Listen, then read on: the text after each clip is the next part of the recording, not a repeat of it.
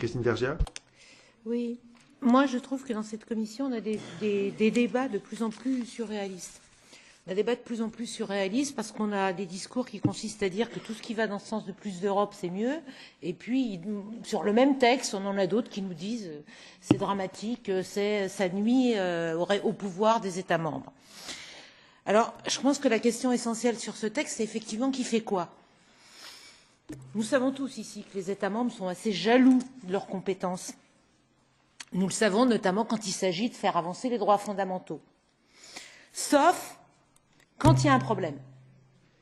Quand il y a un problème de terrorisme, c'est la faute à l'Union européenne qui n'a pas fait son boulot. Il faut que le Parlement européen vote en urgence le PNR.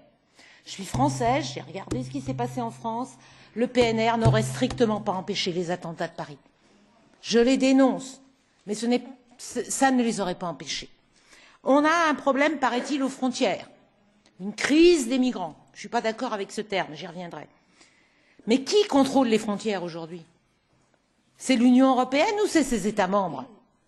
Où sont les moyens humains? Où sont les moyens financiers? 13 milliards pour la sécurisation des frontières depuis 2000. Mais notre préoccupation, ça devrait être de contrôler cette utilisation de l'argent de l'Union européenne pour contrôler les frontières, ce que les États membres ne font pas. Je me demande quelles questions nous sommes en train de nous poser.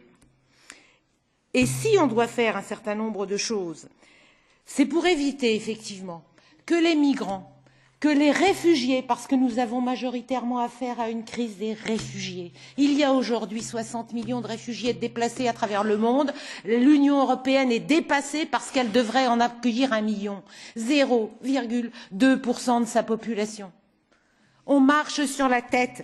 Et moi, je rêve que l'article 18 ne soit pas là pour vérifier si les États membres contrôlent leurs frontières, mais si les États membres respectent le droit international, le droit européen en matière de protection des droits des migrants et de protection des droits des réfugiés. Et là, le Parlement européen ferait avancer les choses, mais non pas en partant dans une fuite en avant, comme on est en train de nous en vendre une nouvelle qui ne résoudra rien jusqu'à la prochaine étape.